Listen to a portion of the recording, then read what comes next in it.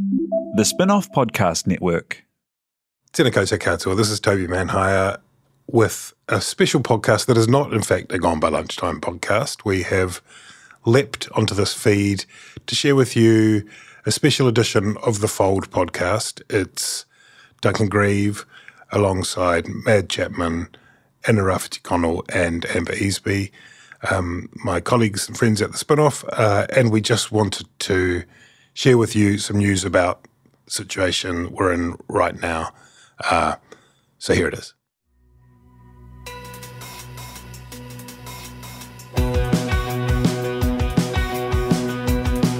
No mai, hoki mai, and welcome.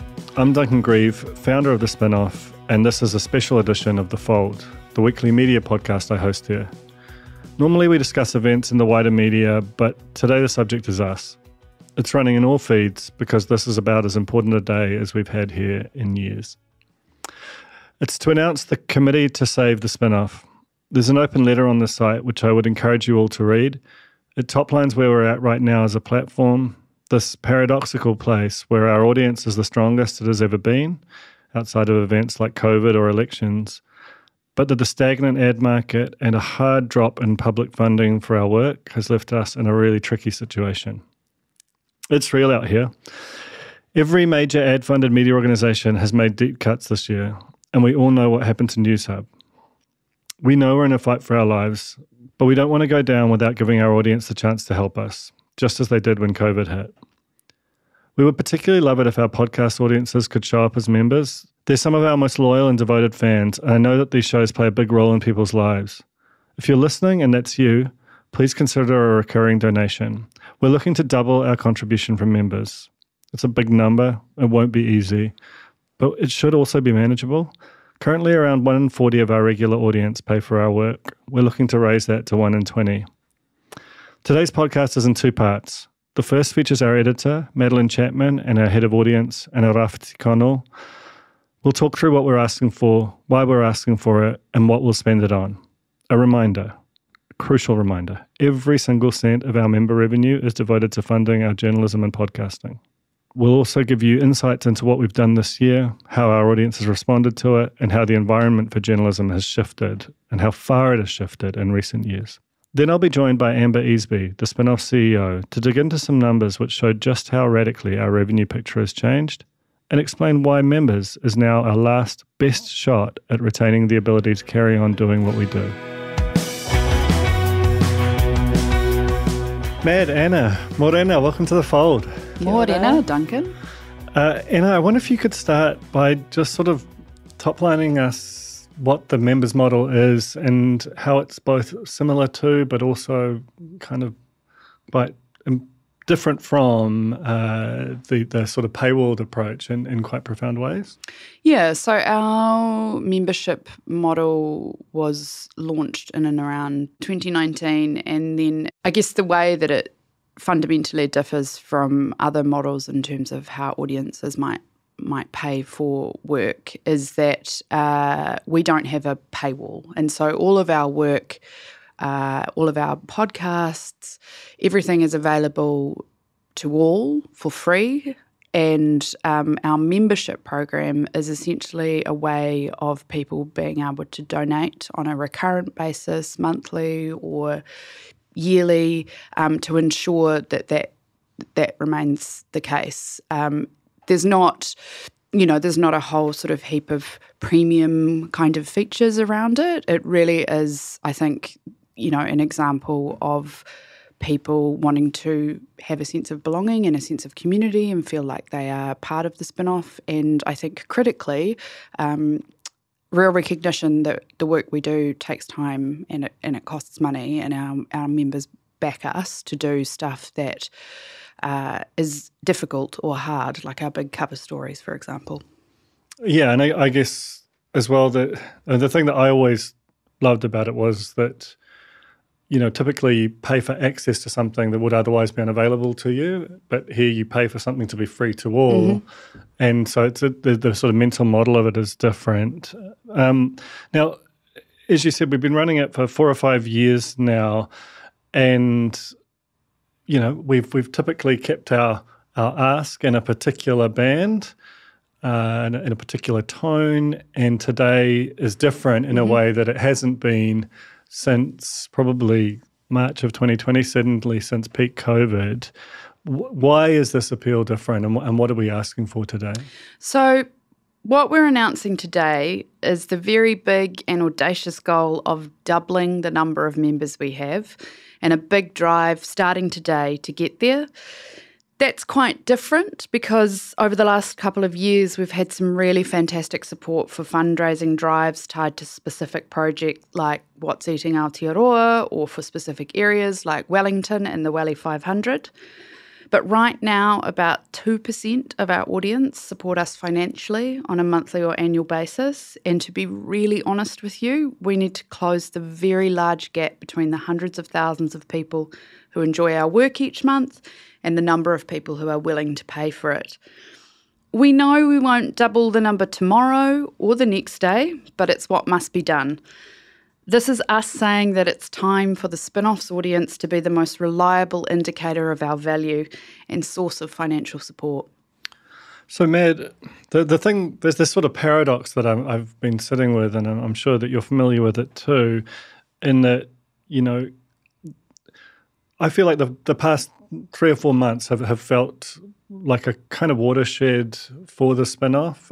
We had our 10th birthday celebrations, which seemed to kind of presage this real purple patch in terms of sort of both tentpole stories and just the overall kind of vibe of the site. I'm thinking about, particularly the top 100 TV shows of the 21st century, Joel's extraordinary, deeply reported feature on homelessness, the coverage of the abuse and state care apology and the hikoi, and then Maddie's, as told to from earlier this week, this incredibly harrowing stalking story that, and these are amongst the most read stories by some metrics that we've ever published. And we've been putting out audio versions of long reads. There's just been this kind of sense of real motion, of scale of audience, of profundity, of work, which is testament to you and your team. So congratulations. But the fact that is decoupled from the kind of revenue side is why we're here. What is your sort of do you want to talk first on the upside, I guess, about your own feelings of sort of pride or satisfaction as an editor in terms of that kind of content slate piece? Yeah, I mean, I think the past month or so has been one of the busiest months the site has seen for a long time. And a little bit of that is coincidence. Some things just kind of lining up, news events are lining up with some long planned series that we had. But at the same time, I think people maybe, you look at the last month and you go, wow, look at all this great work we did in the last month. But actually, that was quite a deliberate decision at the start of the year to be working on things for a long time, which then makes sense that a lot of them might kind of bottleneck at the end of the year because everyone sort of finishes their big projects at the same time. But, the top 100 TV shows, that was planned for last year, and we had a schedule in place at the start of the year, and Alex, Casey and Tara Ward were sort of having chats about it with me as well throughout the whole year, and then put aside a lot of time in August and September to see it through. And, Joel essentially set aside about a month of quite intensive work on his cover story, and Maddie's cover story with Zini that ran on Monday, that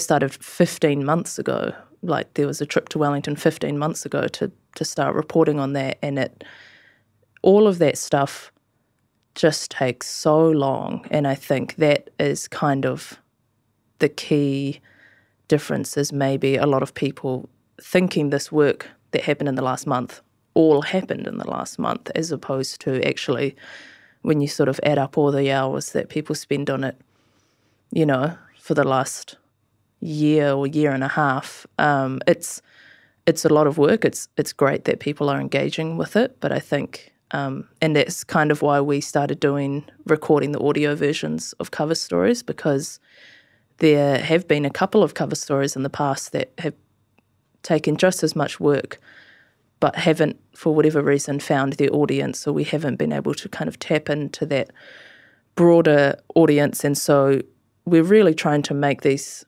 things as accessible as possible, but that does require recording audio version, which Anna did for this week's story, which is an hour-long record, let alone how long it takes to kind of sit with it and do multiple takes and things like that. So it's all just extra stuff in service of us getting people to read the work that we really want them to read. But I think now the key thing is trying to articulate what that looks like in terms of how much that literally costs and what it means for other areas of the work when you allow people to spend a long time on a single story.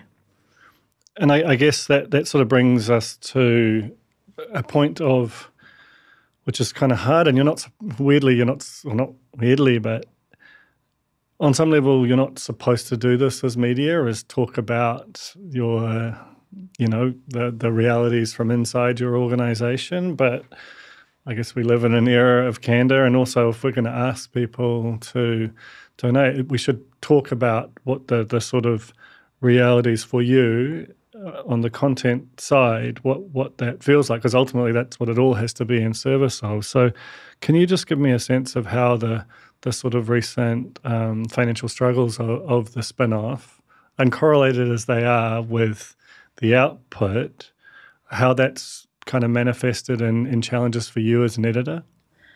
Yeah, so at the start of the year, I had, as part of my kind of editorial, I guess, dream, was to basically have every single piece written on the spin-off be either written by a person in the office or within the editorial team, or paid for for external contributors to write. That seems like a fairly straightforward goal, but I don't know if I can think of really any media outlet that doesn't, republish syndicated work or things like that. So, we don't republish from RNZ. We don't republish from any of the big news outlets. If we're going to write news, we write it ourselves. The Conversation, which is a platform that appears on lots of other news outlets, we used to publish them. We tried to stop, not out of any sort of opposition to what they were publishing, just in an effort to say what happens if we really just focus on the stuff that we ourselves are producing, or the, selected freelance contributors that we want to pay well to do work for us. And we were able to do that for about the first 6 months. That was, everything on the spin-off was sort of very selectively pitched and commissioned and paid for, either from spin-off salaries or our commissioning budget. And when we hit about June or July, we suddenly realised, we can't be spending this much on commissioning, and we're going to have to cut back. And so we cut back a little bit. But as soon as you cut back commissioning budget, obviously then you need to fill those gaps with people in-house. And so that also means that some of those big, ambitious projects that writers had pitched that would take them away from writing, for weeks at a time, suddenly looked like they maybe couldn't be promised. A story like the one published on Monday, that takes a long time, and you don't expect someone to also be producing, a story every day at the same time. So as we started cutting down on the commissioning budget, we thought, okay, we're going to have to really up our internal offering, but also you want to make sure that you are keeping with that quality and, not just writing things a bit half-assed for the sake of filling a gap on the schedule. So that was still manageable, but getting a little bit tight there. And I think for the past maybe 6 weeks or so, we have essentially been operating with a zero commissioning budget. And I don't know if editorial has ever operated with a zero commissioning budget before. I've seen it from the start, and that is that's brand new. Yes, so we have, and that has been a huge shift. That's going from having at least a couple of either features or columns a week to nothing, basically. So that has a bit of a slow tail in that you don't really notice the no commissioning until everything has come in that you've already commissioned, and then suddenly there's nothing else coming in. And what we had a kind of unsurprising but quite disheartening realisation, which is that people continued to pitch for work, and we were transparent and went back and said, this is a great pitch. Unfortunately, we have no commissioning budget, so we can't take it. And then people offered their work for free. And that is where the history of media, there is so much work that has been published for free. That is just a fact of life. And particularly in the online world, people, there's that kind of joke about people sharing the worst parts of their life in a personal essay for $100 or something. And that was something that I really, really, really did not want to go back to. I thought if we start accepting work for free that we had previously paid for, we enter a very slippery slope to only people who can afford to work for free get to have their work published. And those sins of publishing for exposure to get you where and for what? You know? And I thought, there have been exceptions. Some people, obviously, if you are an expert or a professional in a different field and you're writing in that capacity, sure. But there has definitely been work from quite young, ambitious writers who want to make a go of being a professional journalist, who we have simply had to say, no, we can't take this work. Ethically, I cannot take this work for free, and we cannot pay you. And I think you kind of end up with a lose-lose-lose, because, I know there are writers who would want their work out there no matter what, but yeah, it's a really delicate place to get into. And so we have kind of been holding the line on not going down that road. But I can see why people do, because when you're staring at an empty schedule and you've got fewer people to fill it up with writing, it's very tempting to take the free work. But we are managing so far, and we think we can see out to the end of the year on the hustle and grind of our spin-off staff writers. But it's been a change of pace for sure. That feels like a very diplomatic way of putting it, to be honest, as a witness. Anna, you're our head of audience. You've been in that role a while now, and you certainly, as a confirmed data geek, have got a good sense of its performance prior to your joining as well. Could you give me a bit of a sense of how members has sort of tracked for the spin-off as a kind of contribution to it, using whatever metrics make sense to you? So it was launched in 2019, and then it really took off and picked up during the pandemic because we asked people for help. There was very real fear there. It had its kind of peak from the number of recurrent paying members in February 2022, and then it has continued to be a very. I don't think people know how much it actually contributes to what we do, and it continues to remain a really crucial stream of revenue. But the number of people giving on a regular or recurrent basis has declined. In line with cost of living and all of that kind of stuff. People looking at their various memberships and subscriptions. And so we've got less people. And I think the thing for us is that our audience has responded so incredibly well to our one-off fundraising drives, and that is amazing, and it has allowed us and enabled us, to do great things to back and sustain and support our existing work.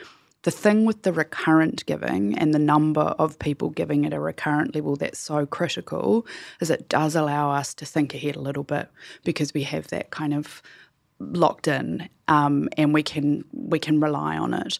So, I think while the number of people giving to us on a regular basis has dropped off over the last 2 years, I actually think the strength of relationship that we have with our audience is better. I think the Spinoff has always been, or tried to be, really honest with its audience, and that is what we're doing again now. And I think, we understand the economic situation. We understand it's been a really brutal and tough couple of years, especially this year for a lot of people.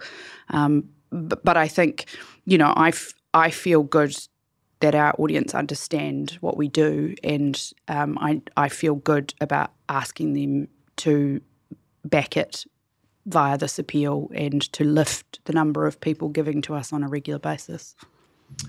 And I guess the kind of that crucial thing, I just want to return to it a bit, this idea that while there isn't a compulsion to do this, to access the content, you can do so knowing that every cent is devoted to our journalistic output. If this thing were to be successful in the way that our COVID era appeal was, it's a step change for what Mad can do, and we know just from seeing the work and hearing her talk what that is, in terms of the sort of the scope and the sensibility that she brings. Yeah, I think that is worth reiterating again. The money goes towards the work, so it is entirely about the editorial work and some of the podcasts. That's where it's going. So, Mad, I want to sort of just finally just land on this idea of because that fundamental part of members, that it is accessible to all, which is just quite different to the way that media is heading. And, you are someone who, you started here as intern, and, that sort of legendary story, and ended up as editor. But you also had a detour into writing for print, which is just a magic medium. It's where I began. I think we all have huge affinity for it. But fundamentally, it is more like a paywall in terms of its distribution than it is like the model that we have here. Do you want to just talk a bit about how it sort of feels from a sort of an impact perspective about content when it takes that channel versus the sort of more widely available path? Yeah, I think, so I wrote for North and South for about maybe about 6 or 7 months. I was essentially hired in technically a part-time capacity, but my main thing was to write cover stories, which is probably no surprise then that the Spinoff now has a series called Cover Stories. That is the thing we do. And I was so excited to write cover stories because I had only ever worked at the Spinoff, which is online, and obviously love the Spinoff, love writing for the Spinoff audience, but there is always just something about print where you go, oh God, it really does it looks so nice in print, you get your nice photos in there. If you're on the cover, you get to see your piece on the cover in the shop. There is just something really appealing about writing for print.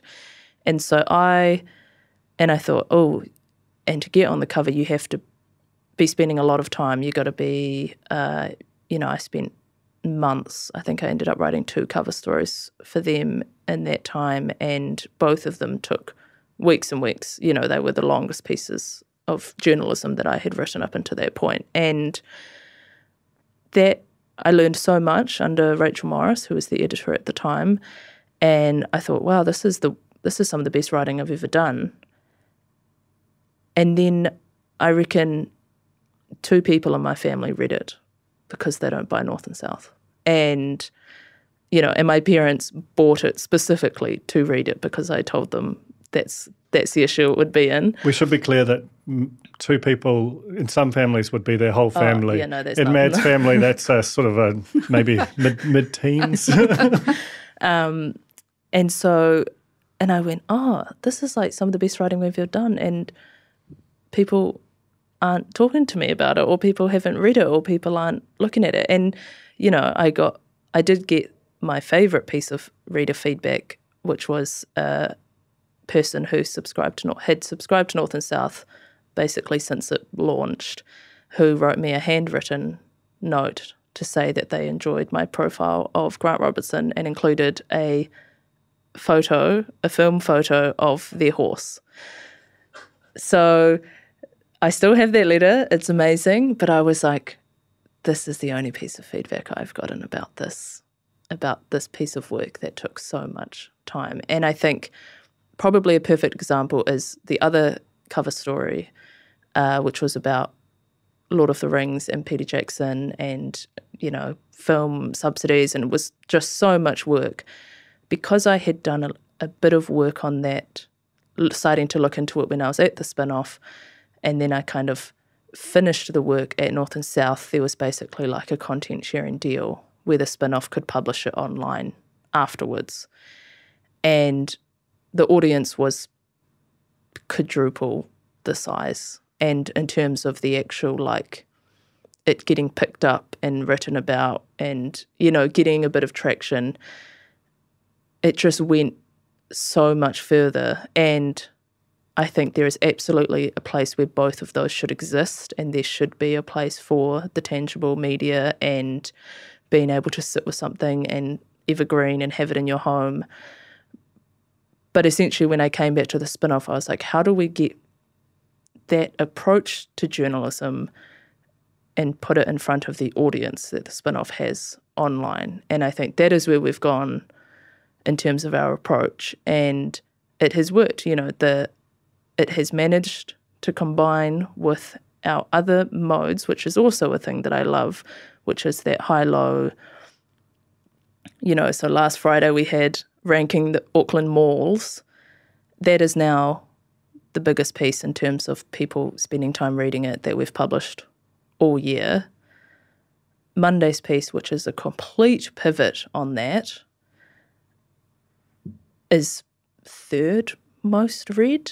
You know, like, and I think that is where people are not surprised to see one or the other on the site. It is, yeah, of course they would rank every mall in Auckland, and also, of course, they would publish this extremely long, you know, harrowing personal account of a real issue in New Zealand. And that is essentially our goal. Unfortunately, both of those things, whether you scoff at the malls or not, take a lot of time, but they have shown to be things that people really, really appreciate and want to spend time with. And I think that one doesn't work without the other. And totally agree.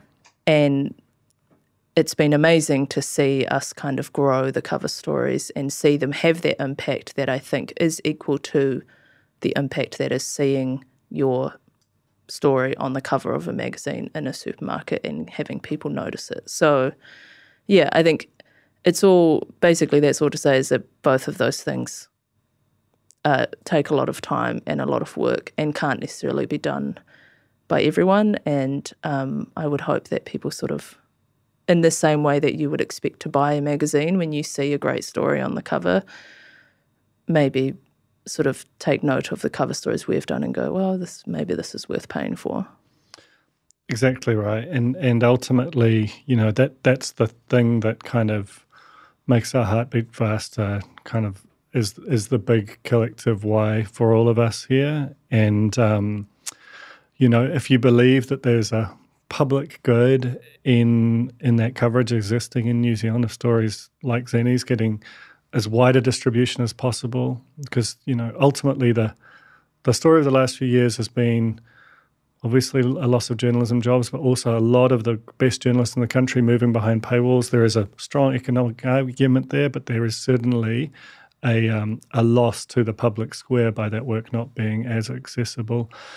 I'm going to continue this podcast with a bit of a look at the sort of changing financial picture for the spin-off with Amber Easby. But I want to thank you both so much for coming on the fold today. Thanks, Duncan. Kia ora, Amber, and welcome to the fold. This is overdue. I can't believe this is the first time. The thing is, Amber and I, as sort of founder, CEO, go back a couple of years, but our friendship is 20 years long, and we talk almost constantly about the media. So it does seem odd that this is your first time on this podcast.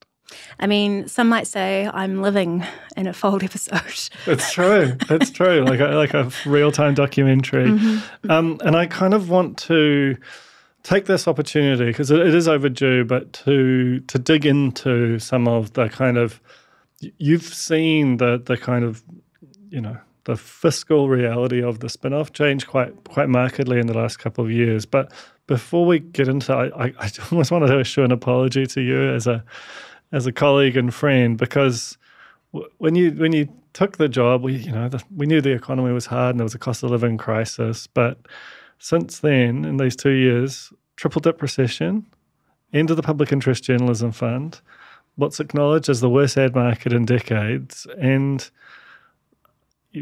that's the shift you walked into. Any regrets? Almost constantly. But look, we knew to some degree, right, what was coming down the road. And it was going to be tough for all sorts of reasons. So I came into the role with my eyes wide open. But I was motivated, by my love of the spin-off and what you've built and, the people and what we put out there. So, I mean, I appreciate that, and it's definitely something that we've all built, and you played an enormous part in that. What I wanted to start with us talking about was a bit of a top line sense of how the spin-off is funded. I think often with media organisations, people, and this is normal with any kind of a business. They just consume the thing. They don't think too hard about how it's made. But I think it's important at a time like this, when we're asking our audience to, if they can, to reach into their pockets, to understand how it happens and how it's sort of how that's evolved over time to an extent. Well, I mean, it feels funny to be telling you this because you know better than anyone, but the spin-off was launched, 10 years ago with a single sponsor in Lightbox. So, commercial partnership has been key to the spin-off's success since day one. We launched members in 2019 and reached 10,000 members within 2 years, which is, massive in this market. But, I think in the last couple of years, commercial revenue has made up, 2/3. In fact, I do know 2/3 of our revenue, and audience has been responsible for 1/3. We've also had some pieces of funding for projects from New Zealand on air, such as Juggernaut and Alison Eden's Bad News. We've received a little bit of funding from CNZ for our book section. And while the Public Interest Journalism Fund existed for those 3 years, we also received some funding for that. And that, that sort of little bit from everywhere is kind of what made the spin-off able to kind of function in the way that it has, but that landscape is changing rapidly. I was wondering if you could talk about, give a bit of a picture of how that has evolved over time since you started to where we are now, because it seems kind of crucial to understanding why we're making this appeal, that quite a number of things which you could rely on as an operator within media just aren't there anymore. So the choice is, either it's audience or, it's hard choices. Well, commercial revenue has decreased considerably. Speaking frankly, September this year was pretty catastrophic for us. We thought last year was bad, but this year down 33% on year previous. I think it's the worst monthly decline on record since the business was founded. This year we've received half of what we received in the past from Creative New Zealand for our books coverage. We have not received any funding from New Zealand On Air in the last 2 rounds. We are fortunate that the total audience revenue, has maintained this year, but the amount of recurring members, the ones that we know are coming back, the ones crucial to the long-term sustainability of the business, that number has declined. I think at our peak in 2022 in Feb, we had just over, 10,000 recurring members. That number is now 9,080. And the most cited reason for cancellation of membership, understandably, is cost of living. The other thing, and Anna's touched on this already, but it bears repeating, is that members both as a kind of a raw number in terms of income, but also the number of people donating has come back considerably from its peak, which again, and I sort of have been stressing this, but our audience by a number of metrics has never been stronger, especially outside of the kind of peak moments like COVID or an election. So this isn't actually about how popular the spin-off is, it's about the sort of revenue drivers that sit underneath it. Do you want to just touch on the member side? Why that recurring amount matters is because it provides the company with consistency. I mean, don't get me wrong, we're very grateful for any kind of one-off donation, that really, really helps too. But the recurring membership is just crucial because we can count on it, and so we know what the future looks like for us. So when you started, the scale of the organisation was at the largest it had been. We had around 40 people. Now we're down to 31. What does that do to an organisation? Because the expectations don't really change. It's just the raw number of people goes down and down and down, and you're squeezing tighter and tighter. Yeah, look, it's hard. I mean, when I started, we knew that we had to, operate conservatively, and so when people organically decided to leave the business, we chose not to rehire. So we've been, it's not that we haven't been sort of cautious this whole time, right? But and we've had to sort of restructure, the way that certain work falls within the organisation, like a few times to accommodate the fact that we have fewer people to do that work, right? It also means that, Matt has had to make some really hard editorial decisions about the kind of things that we cover, things that require like a lot more resource. We've kind of been scrapping our way here, really.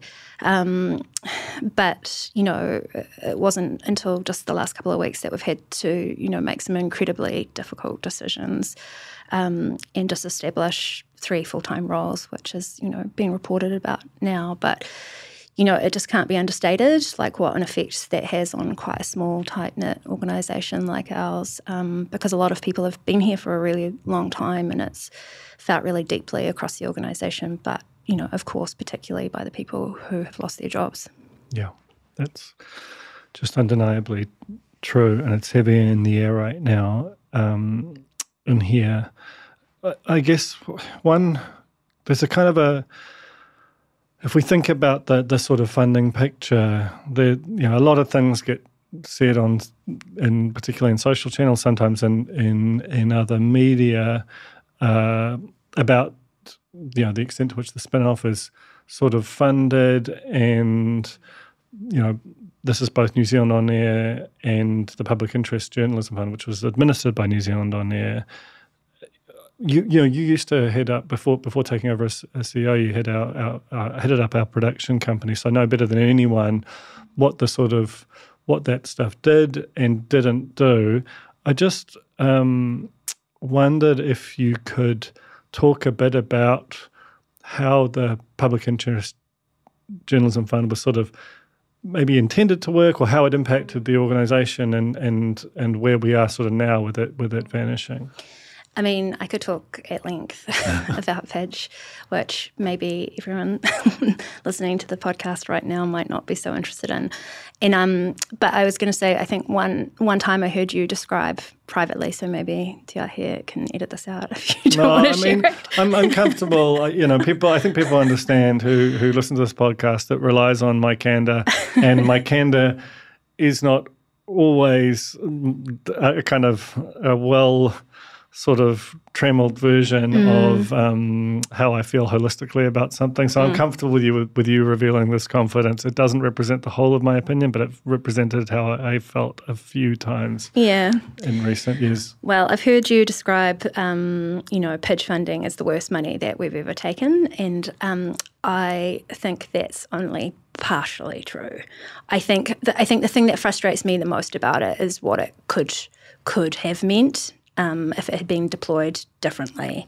I should explain why, very briefly, I said that, because it's not just the fact that its direction kind of had a real distortionary effect on a number of different aspects of what journalism was at a really difficult time, and some of those have been quite hard to untangle. The biggest part is that it has become wrongly but perniciously weaponized as a reason to distrust media in a way that's been very hard to untangle. So this is not about the people who ran it or about the intentions of it. It's about the sort of net impact of it. Anyway, apologies for interrupting. No, please. I mean, I think the fund was very well intentioned. But I think, the money came and they had to try and fix everything all at once, in 3 years. And we're talking like massive systemic issues here.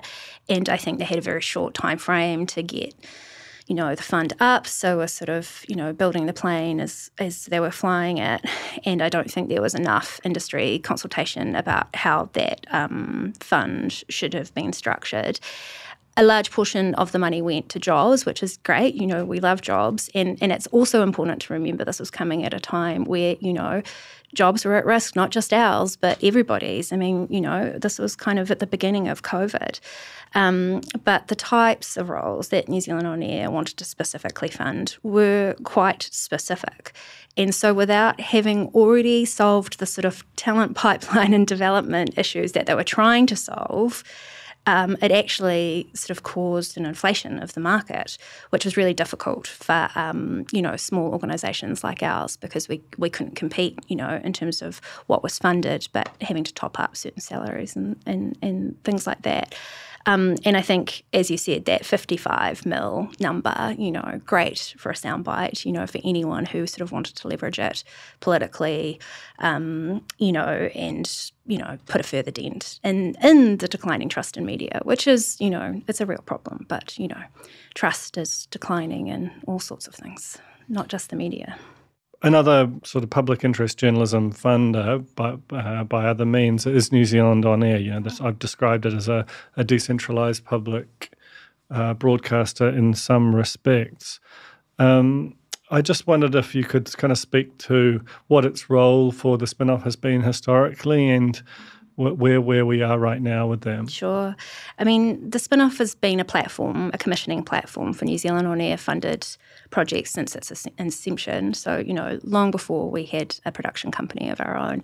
And so, as with any other platform, some of the content that exists on the spin-off that's been funded by New Zealand On Air is made by independent production companies, and some of that content is made by us. And I think for anyone at home who's on the back of a sort of napkin trying to calculate how much money the spin-off has received over the years, I think that's a really, really important distinction. It's crucial, right? Because I think when you watch a show on TVNZ,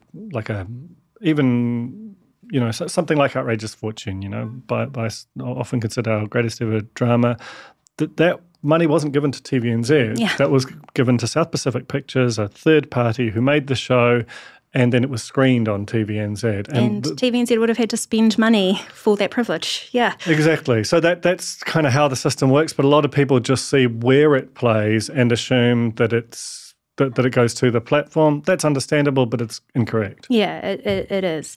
And I think, that said, I think New Zealand On Air funded projects have been critical for our business in terms of being able to maintain specialised staff and but also in terms of serving our audience these kind of premium projects that we just could not afford to make ourselves, So podcast series like Juggernaut, Alice Sneddon's Bad News, scratched. These shows take considerable research, archive materials. There's a significant cost there, production, external contractors. That's just not our reality in terms of what we can manage as part of our, business as usual. And you get to make them, but they typically with a show like that, when it's on television, their whole business is selling advertising against that. For us, our business is a mixture of partnership content, which sits outside of that, and memberships, which might be supported by that, but members, I think, mostly are pretty savvy and they understand that content is funded by New Zealand On Air. So, and also, we use YouTube as our player, right? And there's a whole reason to use YouTube in terms of reaching audiences. But I think the ad revenue that we received, and this is, ads playing on every single piece of video content that we have ever published on the Spinoff since the beginning of the business. And I think that brought in $100 last month. Yeah. It just tells you where the money goes in technology, because there's a lot of viewership happening to achieve that number. So that's the kind of the backstory of our relationship with New Zealand On Air. How's it going? Not great. We haven't received funding in the last 2 rounds. To miss out on 1 round, it's highly contestable. That is understandable. To not receive funding 2 rounds in a row is pretty devastating, especially in the last round when we're talking, everything from factual, scripted, children's, and current affairs, content, a lot of different sort of streams. We put in 3 applications. We weren't successful. And I know everybody is doing it tough, TVNZ, Whakaata Māori, 3. Nobody has internal commissioning budgets anymore, which, was the reality 2 years ago. And, jobs have been lost. But it just, we're a small, independent, digital-first organisation. So I think to not receive funding 2 rounds in a row is pretty devastating, and it, I can't help but feel like it's sending some sort of message about, whether they value our audience. Yeah, especially coming off a project like Juggernaut, which felt like some kind of all-time high in some respects. Over 200,000 downloads. There's not many podcasts this country has ever produced which get near those kind of numbers.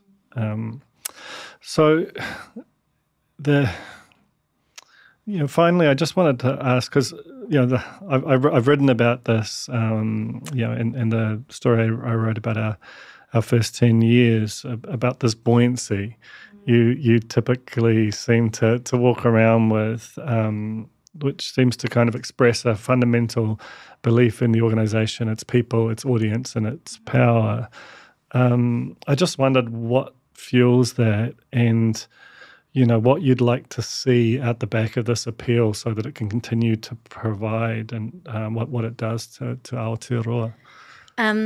Well, I'm trying, to retain that sort of buoyancy, that sort of level of positivity. It is pretty hard right now, because, we're doing everything we can. I listened to the monopod that you recorded last week, and I liked the way that you described that, you do everything you can to make the right decisions, but ultimately, a business is built on hope, and I think that's pretty key to what it's like to work at the Spinoff in general.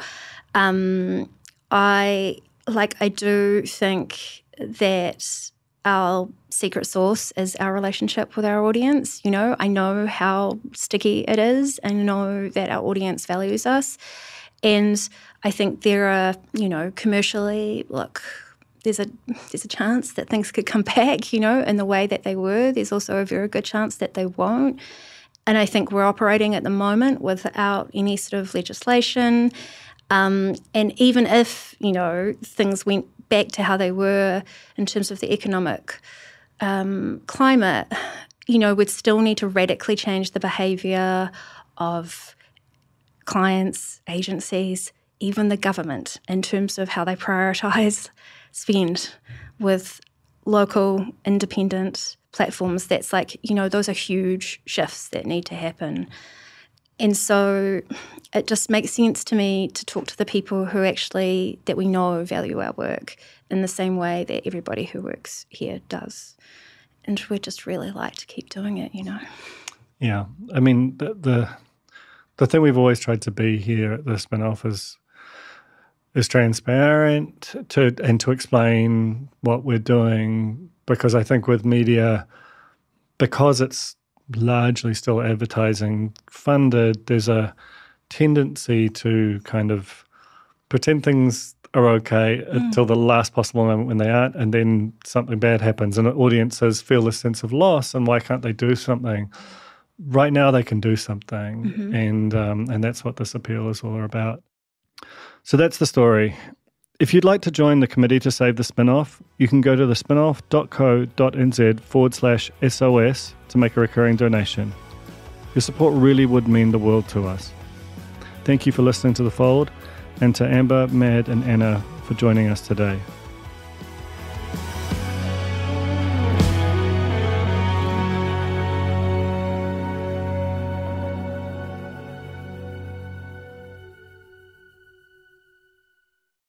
The Spinoff Podcast Network.